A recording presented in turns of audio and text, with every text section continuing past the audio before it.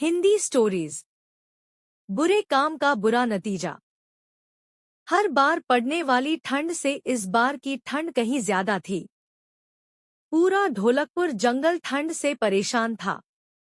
गज्जू हाथी, कूकू कोयल, ब्लैकी कौआ, चंपू गधा, मोंटी बंदर और चंपा लोमड़ी सब बस एक बढ़िया गर्मागर्म घर बनाने में लगे थे। और फिर एक दिन चीकू खरगोश का घर बनकर तैयार हो जाता है। वो उसमें खुशी खुशी रहने लगता है। तभी एक दिन चंपा लोमड़ी वहां आती है और वो बहुत दुखी होकर चीकू खरगोश से कहती है, अरे चीकू खरगोश, तुम तो बहुत समझदार निकले। ठंड से बचने के लिए तुमने कितना बढ़िया घर बनाया है। अब क्या बताऊं चीकू खरगोश, ठंड इतनी पड़ रही कि मुझसे तो अब चाह कर भी अपना घर नहीं बन पा रहा। तो क्या चीकू खरगोश कुछ दिनों के लिए तुम मुझे अपने साथ रख सकते हो? मैं तुम्हें खाना बनाकर खिलाऊंगी। चीकू खरगोश उसकी बात मान जाता है और उसे अपने साथ अपने घर में रहने देता है।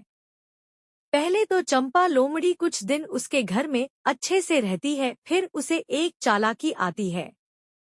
वो सोचती है क्यों न चीकू खरगोश को यहाँ से निकाल दूं। इतनी ठंड में उसके लिए भी खाना बनाना पड़ता है। बस यही सोचते हुए चंपा लोमड़ी चीकू खरगोश को उसके ही घर से निकाल देती है।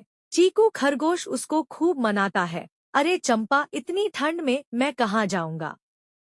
लेकिन फिर भी चंपा उसकी बात नहीं मानती। दुखी होकर चीकू खरगोश को अपने घर से निकलना ही पड़ता है। तभी चीकू खरगोश मोंटी बंदर के पास जाता है और उसे चंपा के बारे में सब कुछ बताता है और उससे कहता है कि वो उसके साथ चले और चंपा को घर से बाहर निकाले। चीकू खरगोश को लेकर मोंटी बंदर चंपा लोमड़ी के पास जाता और उस पर गुस्सा करते हुए उसे बाहर निकलने को कहता है। तभी चंपा लोमड़ी मोंटी बंदर को धीरे से अपने पास बुलाती है और उसके कान में कहती है, अरे मोंटी बंदर, तुम यहाँ रह सकते हो। इतना गर्म घर देखकर मोंटी बंदर चंपा लोमड़ी की बात मान जाता है और फिर दोनों मिलकर चीकू खरगोश को फिर बाहर निकाल देते हैं। अब चीकू खरगोश ब्लैकी कौए के पास जाता है, उसे पूरी बात बताता है। मोंटी बंदर की तरह ब्लैकी कौआ भी चंपा लोमड़ी के पास जाता है और चीकू खरगोश को उसके ही घर से निकालने के लिए उस पर गुस्सा करने लगता है। फिर चंपा लोमड़ी ब्लैकी कौए को भी अपने साथ रहने को कहती है।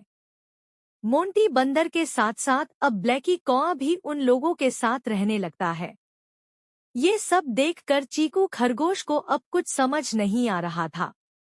जिसको भी लेकर आ रहा था वो सब चंपा के साथ उसी के घर में रहने लग जा रहे थे। तभी चीकू खरगोश को गज्जू हाथी का ख्याल आता है, क्योंकि पूरे ढोलकपुर जंगल में अगर कोई समझदार है तो वो है गज्जू हाथी। बस यही सोचते हुए चीकू खरगोश ठंड में कंपक पाते हुए गज्जू हाथी के पास पहुंचकर उसे सारी बात बताता है। चीकू खरगोश गज्जू हाथी के बारे में ऐसा सोच ही रहा था कि तभी उसे चंपा लोमड़ी की आवाज सुनाई देती है, अरे गज्जू दादा, आओ। इन सब की तरह तुम भी अब इस घर में रह सकते हो। और हाँ, मैंने आज गाजर का हलवा बनाया है। चलिए अंदर, अभी आपको खिलाती हूँ। और फिर जैसे ही गज्जू हाथी चीकू खरगोश के घर के अंदर जाता है, उसका घर टूट जाता है। सभी टूटे घर से तुरंत बाहर निकलते हैं और जोर जोर से चिल्लाने लगते हैं, अरे गज्जू दादा, ये क्या किया तुमने? इतनी ठंड में हम सब कहाँ रहेंगे? इतना गर्म घर क्यों तोड़ा? तभी गज्जू हाथी उनसे कहता है, क्यों, ठंड क्या सिर्फ तुम्हारे लिए है?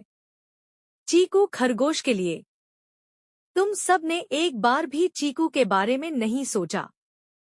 चलो चीकू खरगोश, जब तक तुम अपना नया घर नहीं बना लेते तब तक तुम मेरे साथ मेरे घर में रह सकते हो। और हाँ चीकू खरगोश, एक बात और ध्यान रखना, अब से किसी की बातों में आने से पहले उसका अच्छा बुरा जरूर सोच लेना, समझे? मोरल, हमें कभी भी किसी के साथ बुरा नहीं करना चाहिए, क्योंकि बुरे काम का नतीजा हमेशा बुरा ही होता है।